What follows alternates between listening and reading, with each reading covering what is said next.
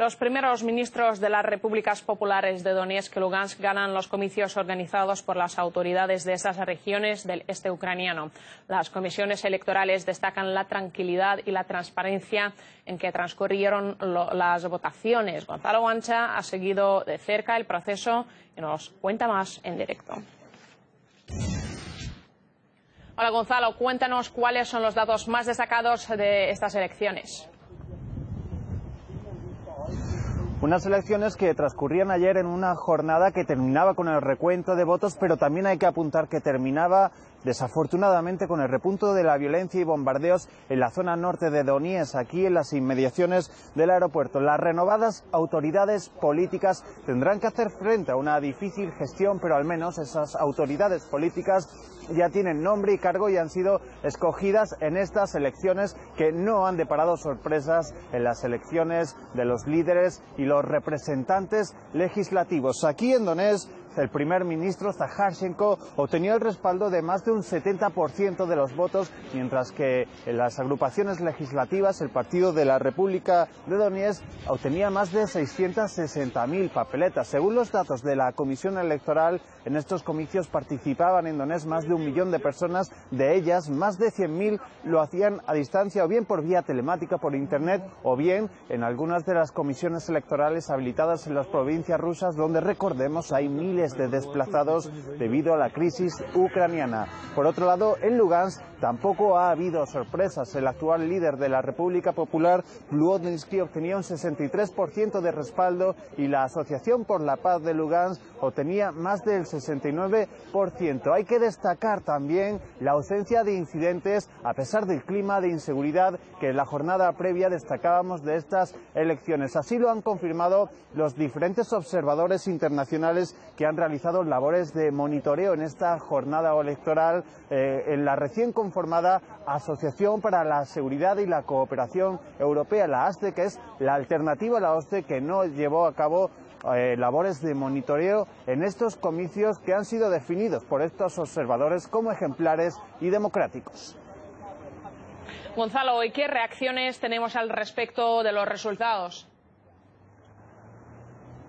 Bueno, obviamente hablamos de unas elecciones y un ejercicio democrático dentro de un contexto bélico, así que las reacciones han sido muy dispares. Desde Moscú ha llegado el apoyo, el respaldo y el respeto a estos comicios, y es que desde el Kremlin valoran este ejercicio electoral como la única vía para normalizar la situación en la región del Donbass y también la mejor manera de procurar un diálogo efectivo entre las autoridades de las repúblicas populares y el gobierno central. Un diálogo que el Kremlin, recuerdan, debe basarse en los pactos acordados el 5 de septiembre en Minsk. De hecho, Rusia se vuelve a ofrecer para participar como mediador en un diálogo constructivo. Sin embargo, desde Kiev las reacciones opuestas. El presidente ucraniano Poroshenko calificaba este ejercicio electoral de farsa y volvía a definir a las autoridades de las repúblicas populares como terroristas. Esta postura la han secundado tanto la Unión Europea como Estados Unidos, que no reconocen ni legitiman estas elecciones,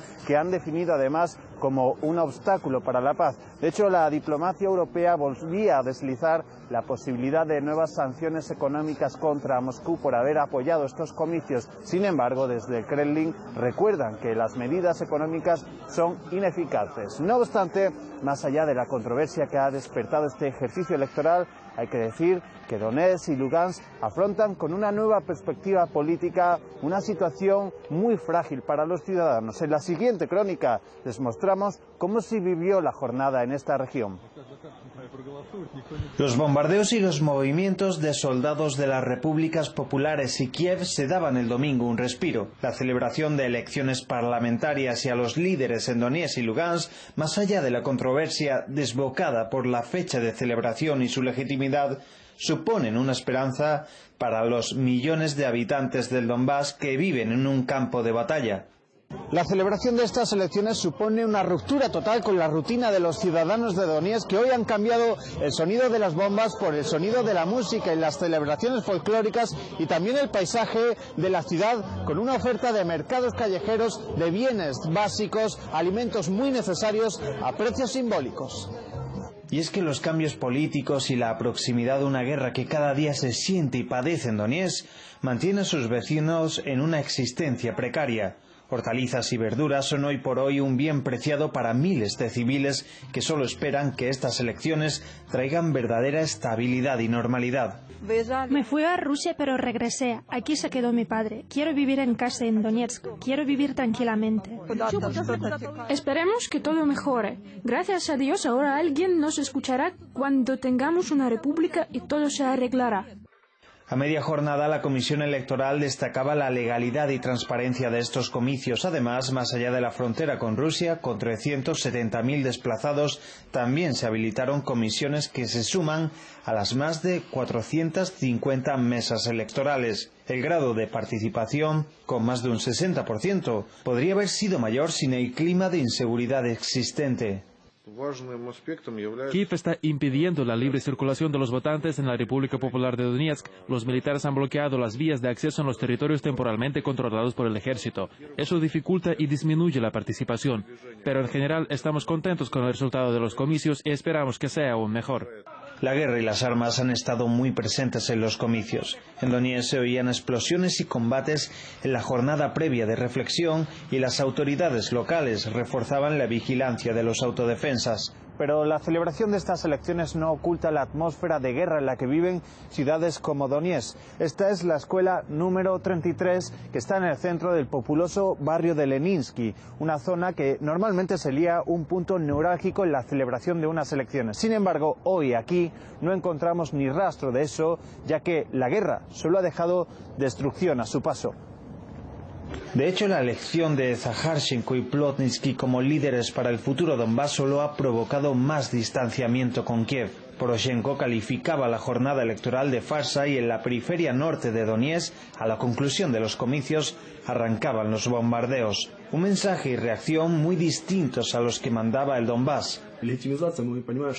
Necesitamos la legitimación como el aire, por eso celebramos las elecciones ahora. Además, no estamos seguros de que Kiev no vaya a lanzar una ofensiva militar. Durante octubre han movilizado un gran dispositivo militar en Donbass y empiezan unas maniobras peligrosas. Es necesario elegir ahora a las autoridades para que lleven a cabo las negociaciones y construyan un nuevo Estado. Al final de la jornada, el ganador de los comicios en Donetsk aparecía ante los medios sin uniforme y con tono conciliador. Hasta ahora no puedo entender la política de Kiev y cuáles son las corrientes que la dominan, pero estamos preparados para un diálogo con ellos y esperamos acciones adecuadas por su parte. Nosotros ya nos hemos pronunciado y nunca hemos faltado a nuestra palabra. Con las elecciones concluidas, el Donbass tiene proyecto político, pero ahogado en tiempos de guerra. El invierno llega a una región que afronta un futuro tan esperanzador como lleno de incógnitas. Gonzalo Guancha, RT Donetsk.